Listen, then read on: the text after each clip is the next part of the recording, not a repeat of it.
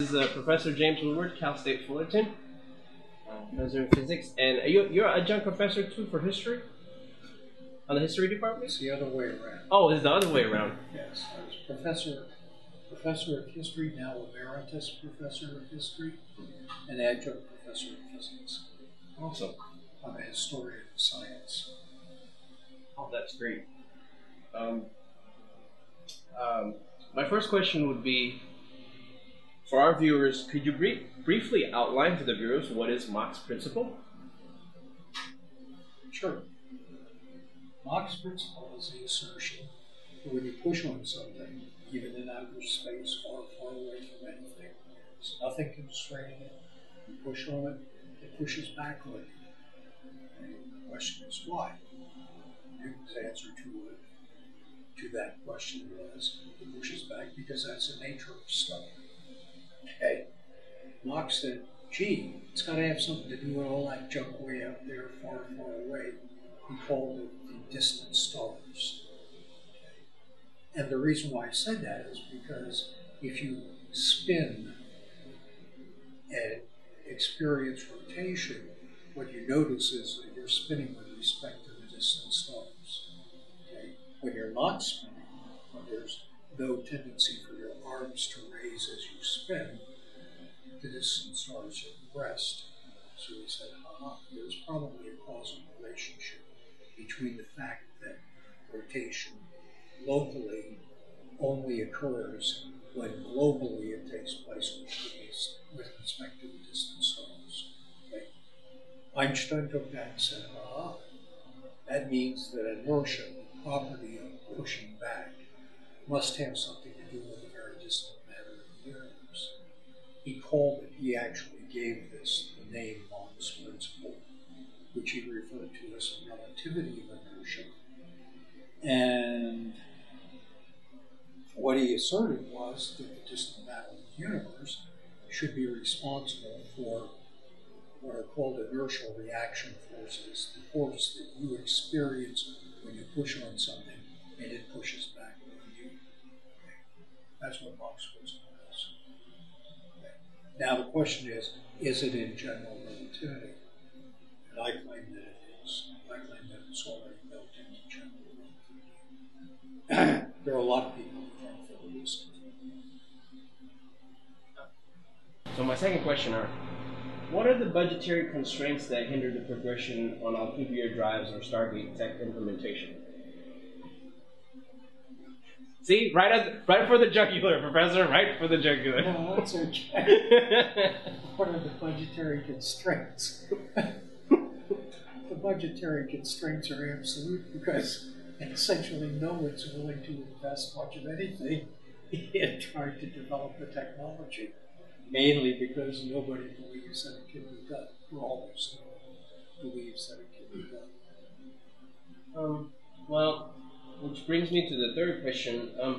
What other possible applications of harnessing transient mass fluctuations, such as alternative energy replacement for fossil fuels here on planet Earth? I mean, what other applications can you think of outside of star travel? Will it solve the energy problem?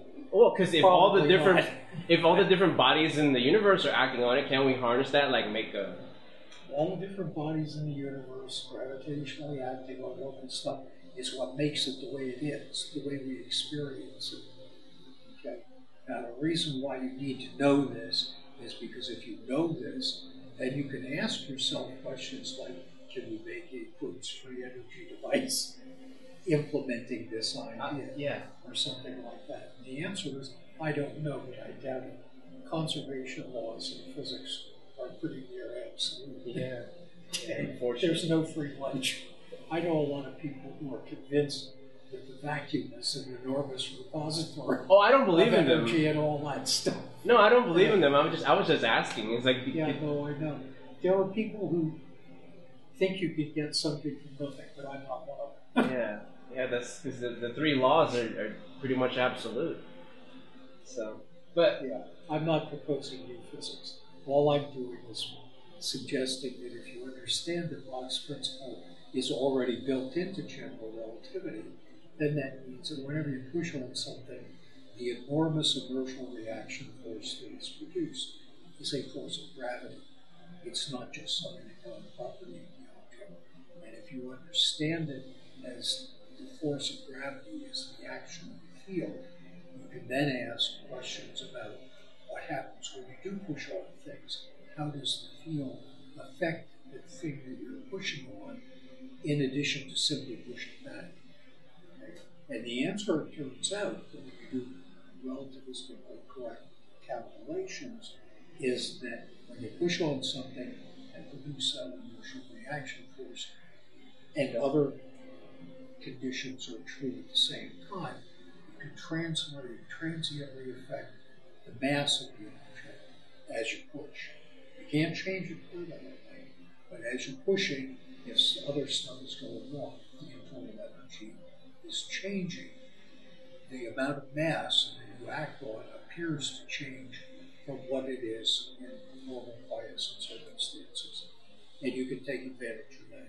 You can push when it's more massive and pull back when it's less massive with the second force. And you can appear to produce thrust without blowing anything out of the tailpipe. Normally you produce thrust by blowing something out of the tailpipe. You're not creating something from nothing. What you're doing is you're taking advantage of the fact that the thing that you're pushing and pulling, which is being caused to change its mass by this effect, is gravitationally coupled to the rest of the stuff in the universe, and you're in effect taking advantage of that coupling. My next question, maybe I should give this to you, because this is a Lorentz question. Well, just ask the question. Can your mass fluctuation driver be used to open space-time wormholes for viewing purposes, as in a chronovisor? It's number 4. I know it's so funny, but you know, I mean, we can't be too serious here. No. That's number 4.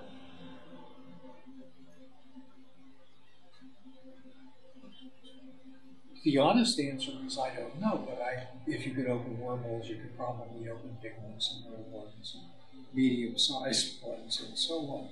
And for what you're describing as a chronovisor, I take it this is something that you look at to view things. Yeah, I'm not necessarily. I'm not saying you can go back into time, but you know, view things. Yeah. Yeah, I know. The answer, of course, is if you can make wormholes, and if topology change is possible. If you could tear space-time and reconnect it, which is what you have to be able to do to look into the past.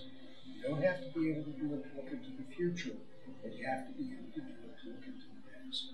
If you can do topology change turns out to be possible, then yes, you can make chronovisors or whatever you want. No, I wasn't claiming the whole future thing. I mean, because the future hasn't happened yet, right? So, I mean... Yes, it has. The answer to that is yes, it has. This is what comes out of relativity theory. It turns out that relativity theory, as Einstein himself said in a letter to his friend Michaela Besso's survivors, Besso died a few weeks before Einstein. Einstein wrote the Nolan's note, and he said something to the effect, you should understand that for physicists, the past and the present and the future all exist. It's just our sensation of the passage in time that leads us to believe that the past and the future don't exist. Okay? So what that means is we have been here doing this in some sense forever. And will be here or have been there doing that forever. But the past is there. Okay? And yes, I understand that's extremely counterintuitive and exceedingly weird. But that's what the physics says. So for number 5, how would rapid space-time transport be implemented for practical human transport purposes? By that, I mean, can a human simply step inside a wormhole? With the appropriate technology, you can simply step through. Okay. Through. Not okay. That's the wrong. No, it's not a vessel into which you go somewhere. No, I know. I just didn't phrase that right. You reconnect the space time. Yeah. Inside is not a proper word for it. I know. So, number 6 has to deal with a paper that was published in Sydney back in 2012. What practical ways can be employed to dissipate the extreme thermal effects of Alcubierre drive ships? I mean, how can you protect what's in front of it? Like, because if you activate like the drive, like wouldn't that? You're asking the wrong person. Oh. I think Alcubierre warp drives are a waste of time, to tell you the truth. Oh. If you could make a wormhole and just step through, why bother with ships? No, exactly. Warping space-time to circle. That sort of This stuff. wasn't my question. Like someone wanted. Yeah, no, I understand. Someone wanted me to ask. The answer is I do not regard myself as an expert in Alcubierre warp drives. Okay? Because if you can make, let me put it in really fundamental terms, in order to make a warp drive or a wormhole, you have to create a gargantuan amount of negative rest mass matter. Kip Thorne showed that back in 1988 with all the Woodwards. And everybody's known that since then. And people who want to make warp drives have said, is there a way that we can reduce the requirement for negative rest mass matter in order to make it more realistic? Because the amount of negative rest mass matter you need to do this is a Jupiter mass. That's 317 or 27 or something like that, times the mass of the Earth, in a structural of the order of meters in size. Okay? We're talking about something which on the face of it appears utterly preposterous, so ridiculous that you look at it and say, you've got to be joking. Nobody's ever going to build anything like that. That's just stupid. But the odd thing about it is that it isn't just stupid. It may well turn out to be possible. Okay. Now, when people looked at it and said 317 times the mass of the Earth, that's just silly. If we're going to build warp drives, we've got to do it with a lot less negative rest mass matter. So people started looking around to see if you could make some fairly straightforward changes in the geometry of the warp nacelle, or whatever you want to call it. Okay. What they discovered was that if you relax the constraint that the warping of the space-time be kept in immediate proximity to your ship, okay, you could do this with a lot less negative rest mass matter. This was known. Matt Visser, I believe, back in the late 1990s, and some others did some explorations in this. And some others have done so since. Okay? What they found is that you can relax the constraint significantly. The problem with all of these schemes is that when you start relaxing the constraint on how much negative rest mass matter you're going to use, you end up distorting seriously space-time for very large distances around the craft. Okay? Which means, practically speaking,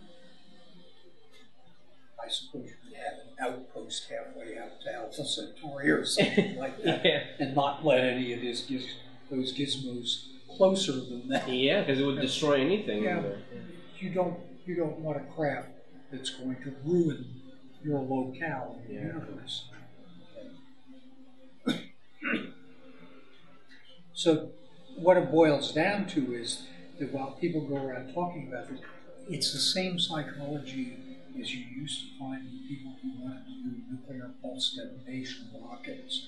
Okay, they said, oh gee, we only have to drop 20 bombs per second out the back and detonate them, and we can do it with 100 kilotons per blast or what have you. That sounds, that sounds like something Freeman Dyson would say. I'm sorry. I happen to like Freeman Dyson's way of thinking.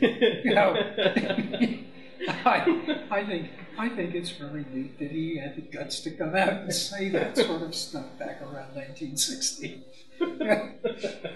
I'm having fun. Yes, so am I. I don't have any problem with that. But the thing is that when you get realistic, when you talk about actually building something that people will pay for, and it's going to work, it has to be something that doesn't destroy the local environment. Okay? And in terms of warp drives and wormholes and stuff like that, that means you need to get a Jupiter mass, something on the order of a Jupiter mass, or maybe a nice mass metal. Okay? There really isn't any way around that if you're talking about serious practical devices that are going to implement so-called exotic propulsion. Okay? So,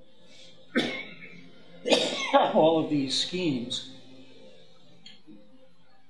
we can do it with 10 tons of exotic mass matter, or 100 tons, or what have you. Okay. As far as I'm concerned, they're unrealistic for the simple reason that what they do to local space-time is unacceptable. Okay. Which actually brings me to the last physics question I'm going to ask for today is, how would you make a wormhole stable then? How would you make a wormhole stable? The scheme that's described in the last few chapters of the book that I published over a year ago is one that's based upon transient effects. If the stuff that I've dabbled with turns out to be the way that this actually is implemented, it's going to be on the basis of transient effects.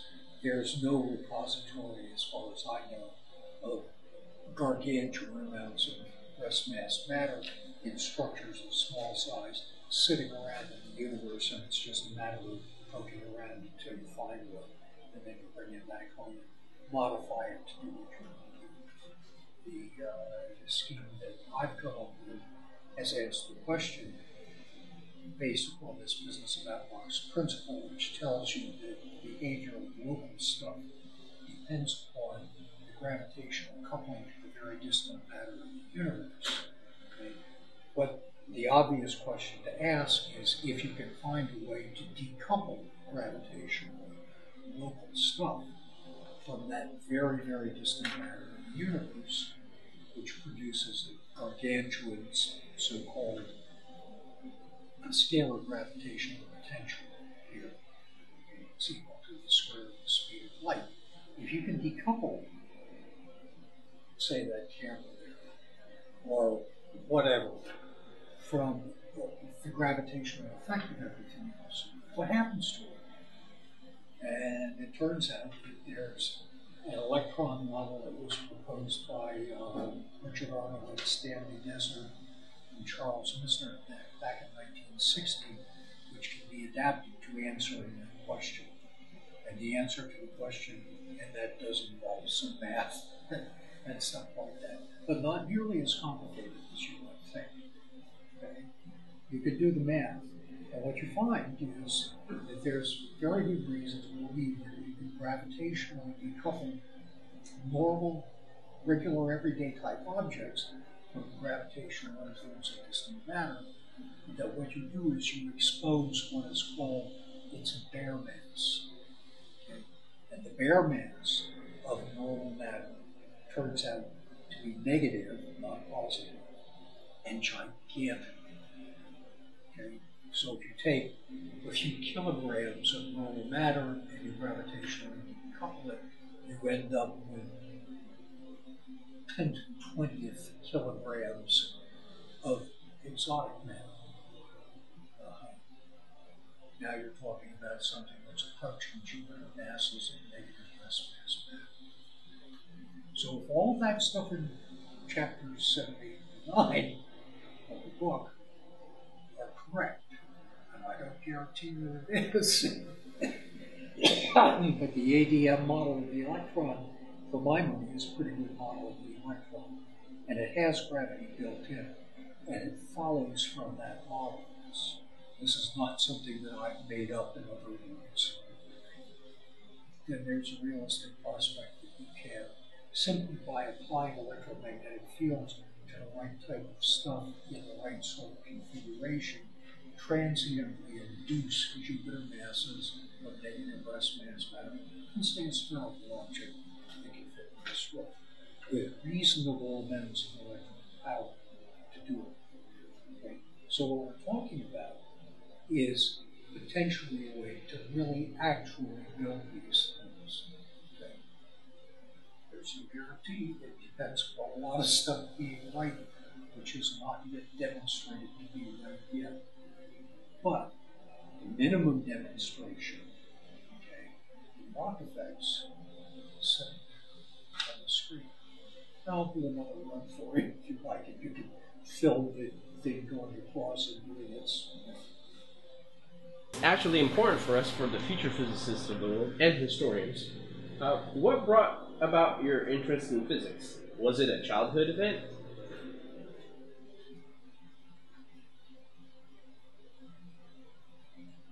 I honestly don't know.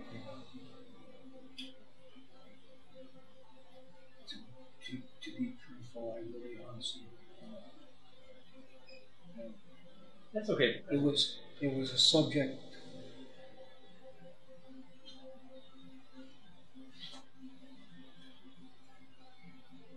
No, it wasn't. Actually, it wasn't a subject. I was going to say it was a subject that I found fairly easy, but it wasn't a subject that I found that easy. Anything that you really want to know that's important is almost certain to be hard. Okay. And so I can't say that. I became a physics major my sophomore junior year in college, and I don't recall the exact triggering events. Well, then what next question is, what brought about your interest in history? I'd say that's probably familial. My parents were both interested in history, and in particular in the history of science, because my mother was an astronomer, and my father was a patent attorney, so they both had technologically oriented backgrounds, which I suppose you could say is a formative influence and that sort of stuff. But I suspect that when they are around, they might tell you that they weren't that strong formative influences on me. But be that as it may,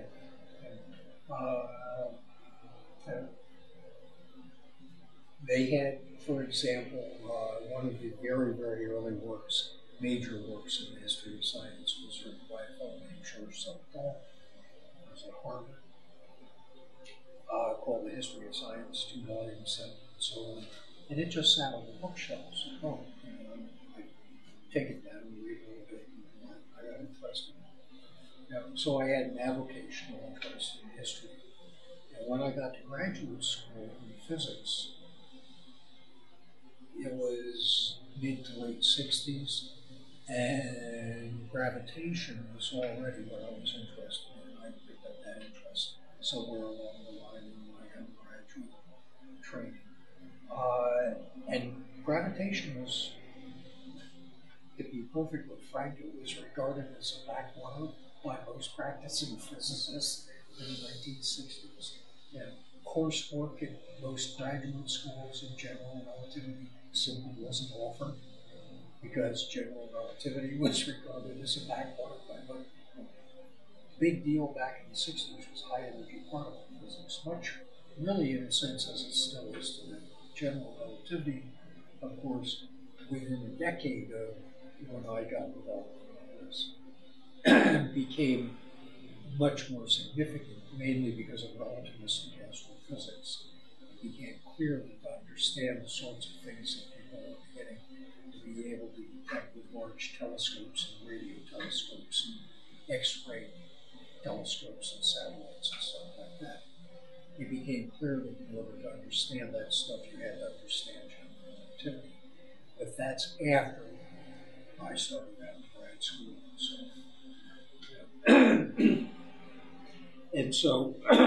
And I had already developed an interest in trying to figure out how to get around space-time quickly. And as a result, Mach's principle and all of that too.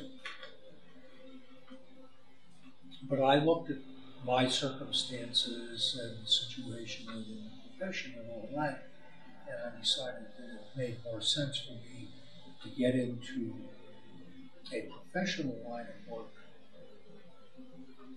of more general societal interest, and then pursue my interest in rapid space-time transport as a hobby, okay, rather than try and do it the other way around. The result was that I ran into a guy who was close to finishing my master's degree at New York University in 1968-69, who was visiting from the University of Denver, a fellow named Wolfgang York, and I ran into him actually in an elevator and started talking and all that. And I told him my interest, and he said, oh. And one thing led to another, and I ended up going to the University of Denver because he was in the philosophy department, but apparently a friend of his was in chair of the history department. And so he told the chair of the history department that they should take a look at it. So I ended up at the University of Denver getting a Ph.D. in the history of science and doing tabletop physics as a side application. What a lot of people don't understand is that a lot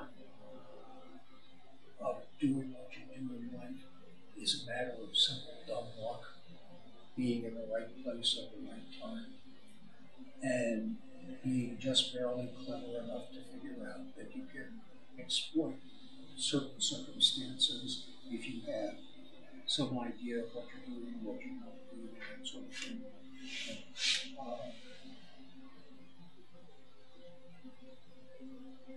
I'd have to say that's more important than any other one thing that I can think of. You know, if I hadn't run into Wolfgang and then wondered if he hadn't been on leave there when I was finishing up with the master's program and all that, I never would have gone to Denver. If I had gone to Denver and run into people in the physics department as opposed to the history department, in which I was formally involved, and struck up friendships with them, and one of them said, oh, I've got a lab, I've got a little space, you can do your tabletop experiments, you know, and so on. And all of that's really, in a sense, accidental. It's just a matter of chance. It really is a matter of dumb luck.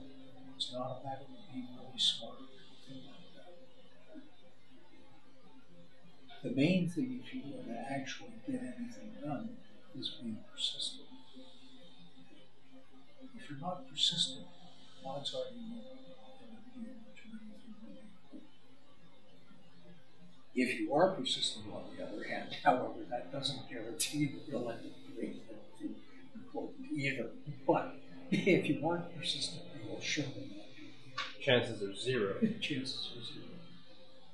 Fun version. This is going to be the fun version of our interview because it's non-technical, and hope you can answer this quick because that's how the other professors that I, Jocelyn and Clifford Johnson and John Baez, CDs or vinyl?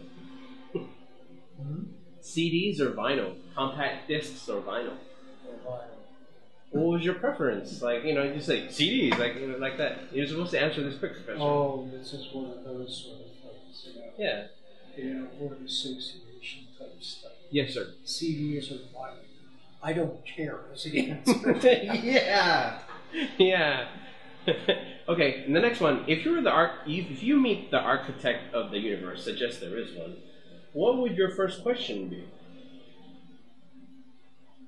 That one's not a quick question. No, that's not a quick question. If you could ask a question of somebody whose judgment you trusted to know the answer to any question you would ask, yes, sir. What would you ask? The engineer. I think I would ask, what's the purpose of pain and ugliness? What's the purpose of pain and ugliness? God knows there's nothing to do. Wow, that's an awesome answer. What would be your second question? You don't want to know the answer. No, that's an actual. That's what I wrote. That was what was your. What would be your? Yeah, I'm not reading the questions. What would be the second question? God, what a first question. I've asked a lot of people in academia for this. Just I haven't ever posted them online. You're the first to say that. Well, what would be the second question?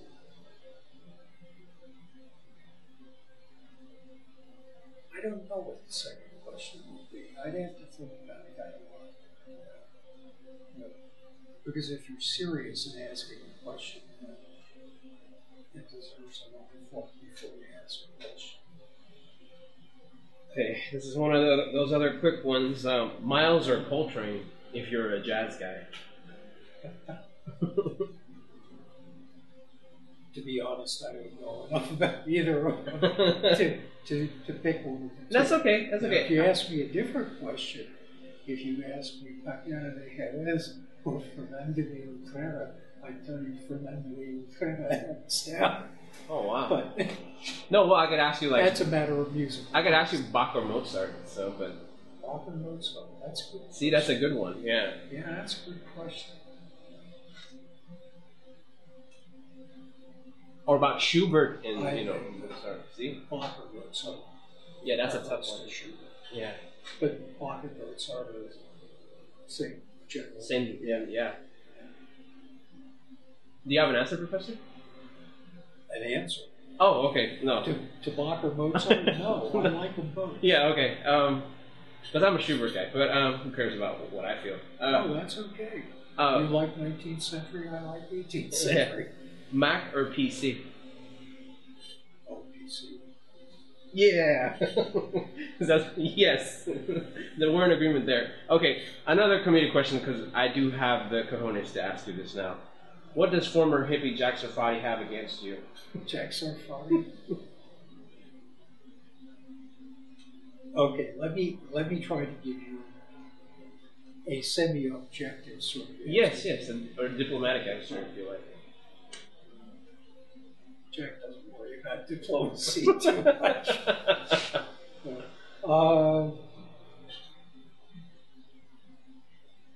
A semi-objective answer would be simply that in the field like what is coming to be called exotic propulsion, people who are trying to figure out how to get around space-time quickly, it's not a field that attracts a lot of people because there's not a lot of money in it. Eventually there will be, and a lot of people get into the field and all that. But this is very, very early days of what presumably will eventually be a very large field that involves lots of money, people seeking power and stuff like that. In a very early phase of the development of pretty much any field, the people who get into it, generally speaking, don't get into it for the money, because there isn't a lot of money or power, sorts of things that normally motivate most people. The people who get into it, by and large, do so for two reasons. One, they want to try and solve the problem. That in itself is an objective that motivates folks to get into it. But an ancillary aspect to human nature is wanting to be the person who succeeds in solving some really important problem. Because whoever it is going to end up in history books and so on and so forth. Kids forever will be saddled with memorizing Oh, you're going to be in the history book, Professor. Maybe not. I think so. Maybe not. They're the fools, not you. Trust me. We'll see. We'll see. Suffice it to say that that's arguably the case with almost everybody who's in this field, to some extent or another. You're saying it's ego then? Yeah, it's basically an issue of ego. You know, and an understandable desire to actually make a serious contribution. You know, people don't like to work at something and not have what they can count for something. Okay? That's perfectly understandable. In this field, a lot of the stuff that gets done is done by people who do not have strong, serious backgrounds in physics. And the consequence of that is a lot of the stuff that passes for serious work and serious research falls into a gray area, maybe, maybe not, to completely beyond the pale and obviously wrong. And what's in the gray area, what's legitimate, that is to say, what is being done that actually does demonstrably hew to the standards of professional community of physicists. Okay. What's in the gray area and what's beyond the pale is a subjective decision that individuals make on the basis of their personal experience. Jack's personal experience has led him to believe that the stuff that I do, and this has been true for years and years, the stuff that I do doesn't make it into that area of legitimate physics, serious legitimate physics.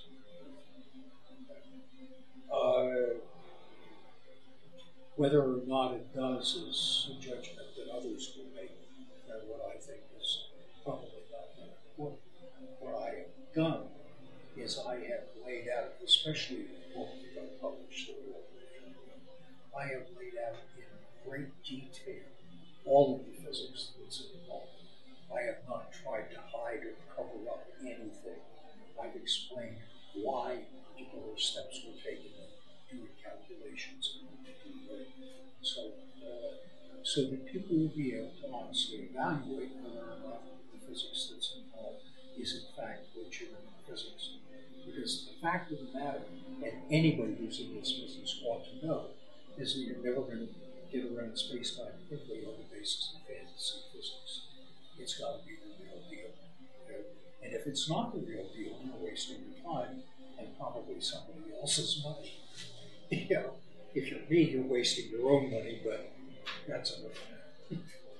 And he told me that when Reagan announced the SDI thing, that a lot of the people who he knew in the lab went and dusted off the crackpot schemes that they had proposed internally for funding that hadn't been funded in previous years, in hopes that somebody would give them some money. Well, I mean, because that was the standard line back in the Cold War, right? Well, we need funding for this because the Russians might be doing it. Yeah. It's easy. It's easy to say. The reason why that has a bit of an edge to it is a matter of cultural aspects of science. What has happened in the United States is the physics community in the United States has become internationalized in considerable measure. But what it boils down to is that from the time of Newton forward and on into the 20th century, particular nation states, because of the nature of the practice of physics in those states, became associated with being conservators of particular traditions within the field. The British, for example, were known in the 18th and the 19th and early part of the 20th century as being conservators of the experimental tradition. If you were, for example, taking exams to grant entrance into the graduate program at Cambridge University in the 1950s, the very top slots on the exam, people who scored the highest on the exam, were admitted to the experimental program, not the theoretical program. Theoreticians were the ones who didn't score as well. Okay. Whereas in other places, that's reversed.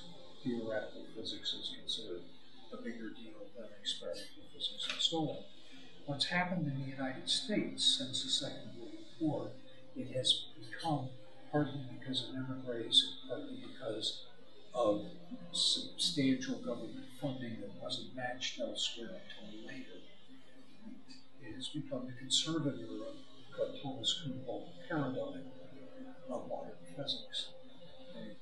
And whatever cultural entity acts as conservator of the paradigm is likely to be the most conservative group of people in terms of accepting new ideas and so on, and being willing to invest in exploring things that don't meet to the standards of everything else.